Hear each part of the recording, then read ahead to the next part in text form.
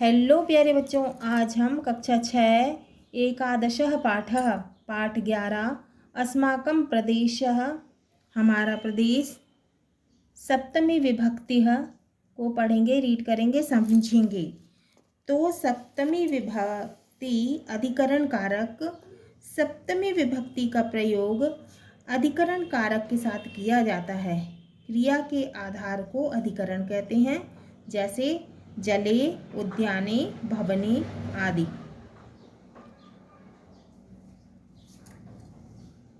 शिक्षकः भो छात्राः किम एतद। हाँ तो प्यारे बच्चों, हम ये पाठ पढ़ेंगे और समझेंगे।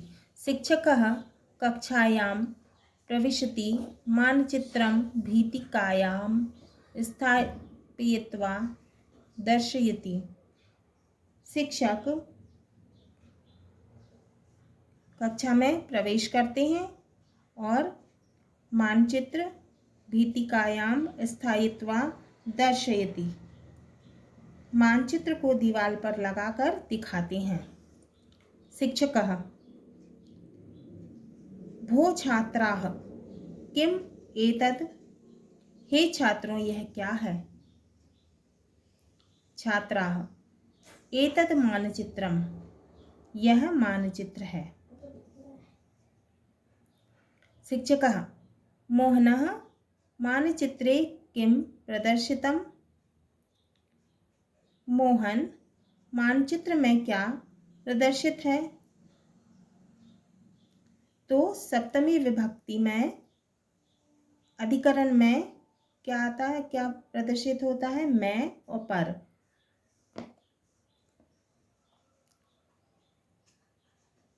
मोहनः, तो मोहन कहता है मानचित्रे भारतदेशस्य रूपं प्रदर्शितम्। तो मानचित्र में भारत देश का रूप प्रदर्शित है, माने दिखाया गया है। शिक्षकः शिक्षक भारतदेशस्य मध्यभागे कः प्रदेशः दृश्यते।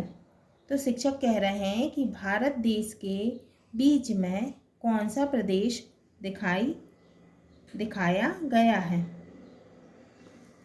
छात्राः छात्र भारतदेशस्य मध्यभागे मध्य प्रदेशः। तो छात्र कह रहे हैं कि भारत देश के मध्य भाग में बीच में मध्य प्रदेश तथा दृश्यते यथा शरीरस्य मध्य भागे हृदयं दृश्यते। तो छात्र कह रहे हैं कि भारत देश के मध्य भाग में बीच में मध्य प्रदेश ऐसा दिखाई दे रहा है जैसे कि शरीर के मध्य भाग में बीच में हृदय दिखाई दिखता है। शिक्षकः माले मध्य प्रदेशस्य मध्य भागे का नदी प्रवहति। तो शिक्षक कह रहे हैं कि माला मध्य प्रदेश के बीच में कौन सी नदी बहती है। तो माला कह रही हैं माला मध्य प्रदेशस्य मध्य भागे नर्मदा नदी अस्य मेखला इव प्रवहति। तो माला कह रही हैं कि मध्य प्रदेश के बीच में मध्य में नर्मदा नदी इसकी करधनी की तरह बहती है। शिक्षकः सुरेश नर्मदायाः उत्तर दक्षिण दिशोः किं दृश्यते। तो शिक्षक कह रहे हैं कि सुरेश नर्मदा के उत्तर व दक्षिण में क्या दिखाई दे रहा है। सुरेशः नर्मदायाः उत्तर दिशि विंध्याचलमाला दक्षिण दिशि सतपुड़ा पर्वतमाला च दृश्यते। तो सुरेश कह रहे हैं कि नर्मदा की उत्तर दिशा में विंध्याचल पर्वतमाला, दक्षिण दिशा में सतपुड़ा पर्वतमाला दिख रही है। विवेकः आर्य भोपाल नगरे अपि विंध्याचलः सतपुड़ा चास्तः। महोदय, विवेक कह रहे हैं कि महोदय भोपाल नगर में भी विंध्याचल और सतपुड़ा है। शिक्षकः सत्यम, सही है। भोपाल नगरे विंध्याचलः सतपुड़ा इति च द्वय प्रमुखे शासकीय भवने स्तः। सत्य है, भोपाल में विंध्याचल और सतपुड़ा नाम के दो प्रमुख सरकारी भवन हैं। सुधा महोदय, मध्य प्रदेशस्य गठनं कदा अभवत्? सुधा कह रही हैं कि महोदय, मध्य प्रदेश का गठन कब हुआ था? शिक्षकः, शिक्षक कहते हैं मध्य प्रदेशस्य गठनं, मध्य प्रदेश का गठन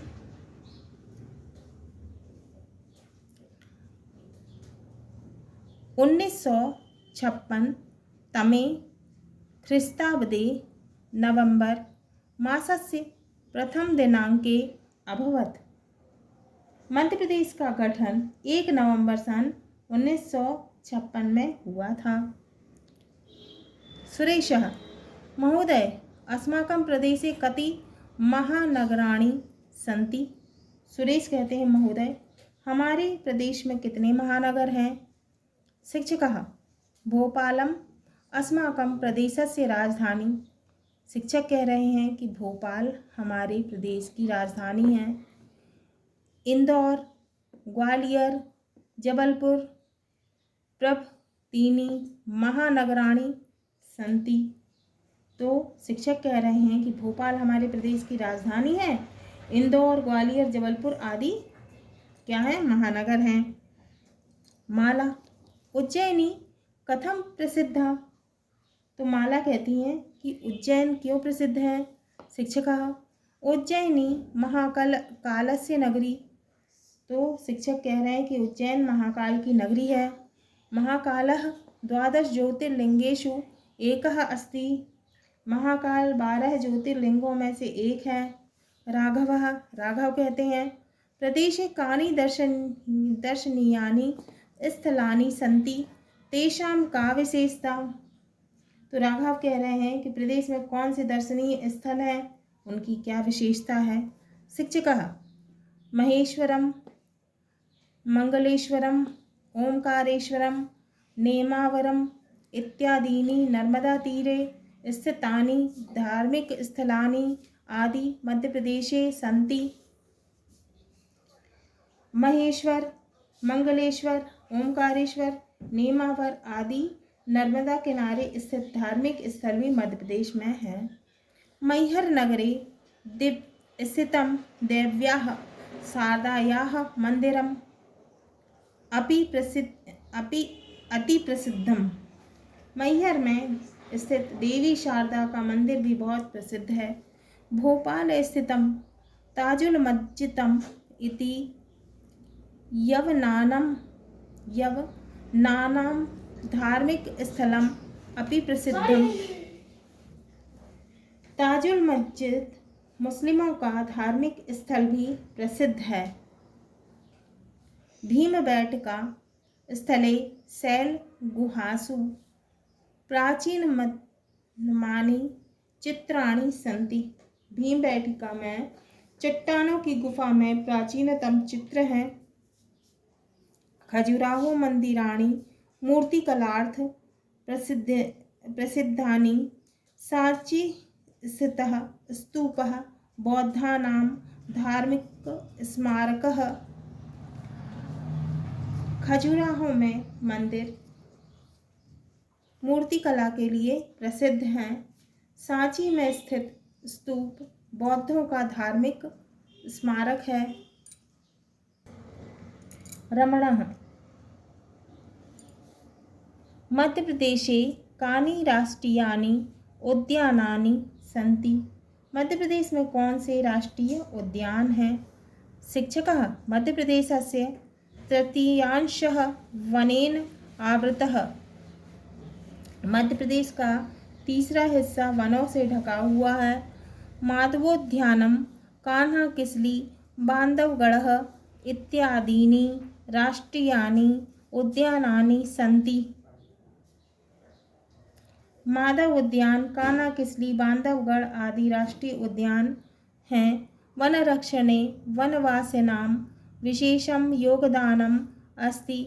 वन की रक्षा में, जंगलों की रक्षा में वनवासियों का विशेष योगदान है। एते जनाः वनेषु निर्भयं विचरन्ति। ये लोग जंगलों में निडर घूमते हैं। सविता प्रदेशे कानि पर्यटन स्थलानि सन्ति। सविता कह रही हैं कि प्रदेश में कौन कौन से पर्यटन स्थल हैं। शिक्षक कहते हैं अस्माकं प्रदेशे सत्पुड़ा पर्वत श्रेणियों पचमढ़ी नामकं पर्यटन स्थलम अस्ति। हमारे प्रदेश में सतपुड़ा पर्वत श्रेणी में पचमढ़ी नामक पर्यटन स्थल है। तत्र जनाः स्वास्थ्य लाभार्थम अपि गच्छन्ति। यहाँ लोग स्वास्थ्य लाभ के लिए जाते हैं। गिरिजा कहती हैं मध्य प्रदेशे खनिज संपदम अपि अस्ति। मध्य प्रदेश में खनिज संपदा भी है। शिक्षकः सत्यम, शिक्षक कहते हैं कि सत्य है, सच है। मध्य प्रदेशे पन्ना मंडलम हीरकर रत्नानाम खनि भूमि। मध्य प्रदेश में पन्ना जिले में हीरे की खदान है। लोहः अल्यूमिनियम प्रभृति खनिजाः अपि उद्योगानाम् आधारभूताम्। लोहा, एल्यूमिनियम आदि खनिज भी उद्योगों के आधार हैं। राष्ट्रजीवने मध्य प्रदेशः महत्वपूर्णः उक्तं च। राष्ट्र के जीवन में मध्य प्रदेश महत्वपूर्ण है, कहा गया है। उक्तं च जयतु जयतु भुवि भारत देशे सुखदो मध्य प्रदेशः। भारत में सुख देने वाले मध्य प्रदेश की भूमि की जय हो, जय हो। हाँ तो प्यारे बच्चों, ये हमारा 11 पाठः अस्माकं प्रदेशः पूर्ण हुआ। अगले वीडियो में हम इसके प्रश्न उत्तर अभ्यास प्रश्न को हल करेंगे।